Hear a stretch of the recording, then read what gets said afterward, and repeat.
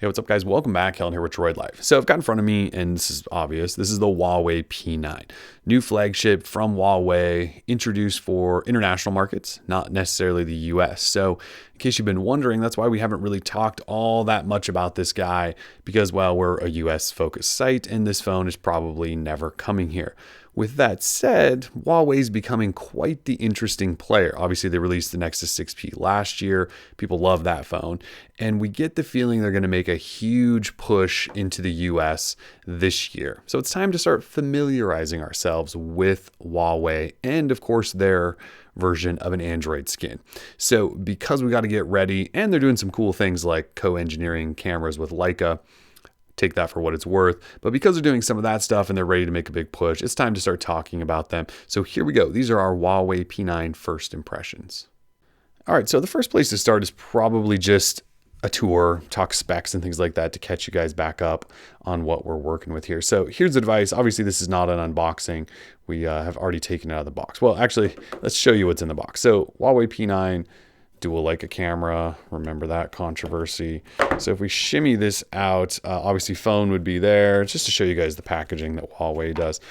Headphones, USB Type-C charger. This is a Euro charging adapter, so I obviously can't use that. Actually, this box, I don't know why. Maybe the Huawei PR people did this. I have no idea. But you pull this giant box. Look at this. This is a big box. You could put a phone in there, and you open it, and it's empty. Well, there's a SIM tool there, but anyway, maybe there was a guide in there. I have no idea, but it is empty, and I am confused. So set that aside. So here is the phone. So again, quick tour. Obviously all metal build. I'll talk more about that in a second. But if you want to talk specs, it has an in-house Huawei Kirin processor, the 955, 64-bit octa-core. So it's not a Snapdragon 820 or like an Exynos or something like that. It is their own processor. It does work on LTE. I'm using this on AT&T, or was for a while, but so it's got good performance. There are a couple of different variants in terms of RAM and storage. So there's a 4 gig, 64 gig model, 4 gig RAM, 64 gig storage model. That's not this. That's an international unit. I don't even know where that's going. There's also a dual SIM variant. That's not this either. This is the single SIM variant, and it is 3 gig RAM, 32 gig storage. SD card support is there as well. What's really odd is this version has NFC. The other two versions do not, and I have no idea. I haven't asked Huawei about that, but it just seems super, super weird. So the rest of the specs, 3000 milliamp hour embedded battery. Obviously, you're not opening this thing up. On the front, we have what I would consider to be a really, really nice 5.2 inch 1080p display. So not quad HD, 1080p. Really, really gorgeous display though. Colors just super vibrant. Feels like it's really, really close to the top of the display. So it almost feels like you're touching it, and the viewing angles and things like that seem to be okay, at least in my daily use of it. So really, really nice display. I believe it's an LCD, although I'm not 100% sure of that. Their spec list doesn't actually mention that, but it is a great display. And if it is LCD, I would say it's better than what HTC and LG put in their two recent phones. So in terms of the rest of the stuff, obviously you have the dual camera setup here on the back, co-engineered by Leica. So you have two 12 megapixel sensors. One is a sort of typical smartphone camera. The other is a black and white monochrome shooter. So the idea here is they, either stitch photos together, create better contrast with that monochrome camera, or you could just take supposedly stunning black and white photos that are actually taken in black and white, not just with a filter. I've taken quite a few photos with the phone, and I will show those to you. It takes solid photos. It's fairly fast, takes cool photos with both cameras, and so far I've been pretty impressed there. On the front, you do have an 8 megapixel camera. On the bottom here, USB Type-C, single microphone or speaker, and headphone jack on the bottom. Nothing up top. On this right side, you do have your power lock switch and your volume rocker, and they're in really good positions, by the way, and they're really easy to touch. Really, really great buttons. On this left side, you have nothing other than your SIM tray, which for some reason I'm stumped on this, and I haven't taken a chance to open it in a while, but pretty sure you can put an SD card in there.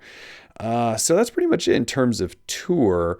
I will say that in hand, this phone feels really good. It just, sure, it looks sort of iPhone-ish. There's no denying that. And look, when we get into iOS, or I'm sorry, into the OS and the skin, you will definitely see some iOS similarities.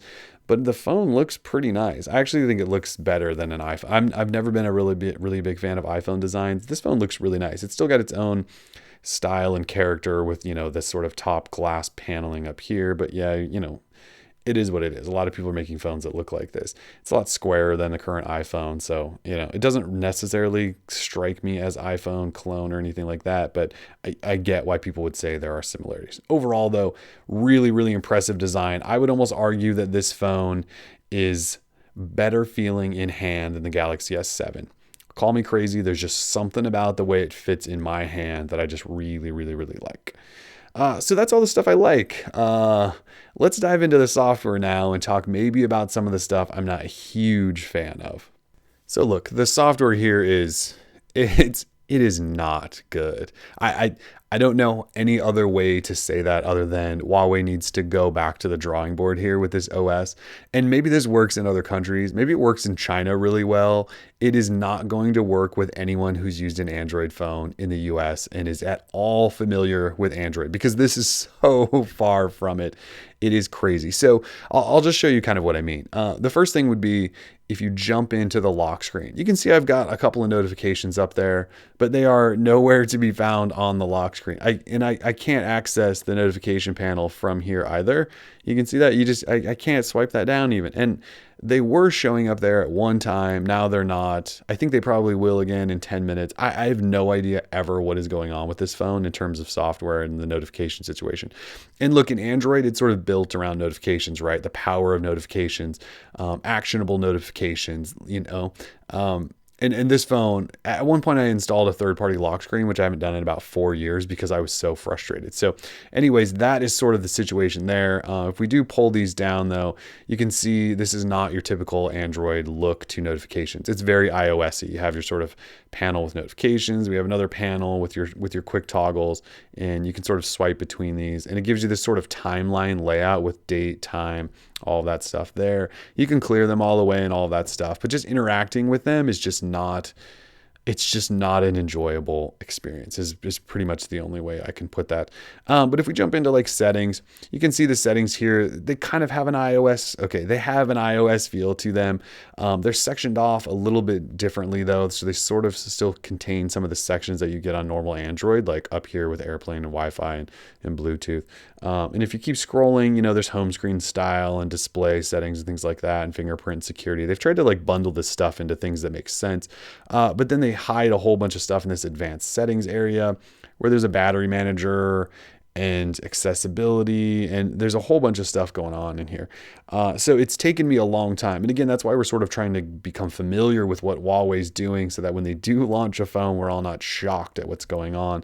Because when they do release a phone, the price is probably going to be really good. Just keep that in mind. But so some of the issues I've had is it's completely crazy aggressive in terms of killing apps and turning things off in the name of battery consumption. Apps will just stop working. I think the first day I had it, I'd gone like 3 hours without a notification for email, and I get emails every like 20 minutes, 10 minutes. And I finally unlocked the phone and was like, what's going on? And then like 20 notifications showed up. But it does that constantly. And like LastPass I use to, fill in all of my apps and passwords when I set up a phone. It just killed that access because you have to give apps like that notification access in order to be able to do that. It just kills that every once in a while. I have to keep re-enabling it. And it does this stuff with everything. So notification access doesn't work properly. It actually took me an hour and a talk with a Huawei representative in order to get notifications to even show up on the lock screen. But of course, they don't really work there. So anyway, there's just a whole bunch of issues with this software. But otherwise, you have no app drawer, which is fine, right? Look, I'm not a fan of it, but I can install a third-party launcher. But just so you know, there's no app drawer here. And it sort of just lays everything out when you install it. And as you can see, I took quite a bit of time to create a whole bunch of folders to make this not such a disaster. You can pinch to zoom and get in here and add new home screens and widgets and all of your other home screen settings that you would expect. The app switcher looks like this. So yes, it does kind of have that iOS feel to it. And you can swipe things away like that.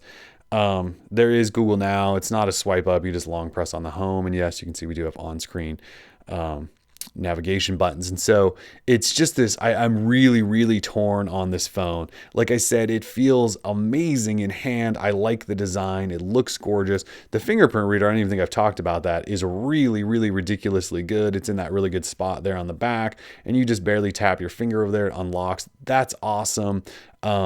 It just overall is this really, really nicely built phone. The cameras are solid. I love just taking black and white photos. That's always fun.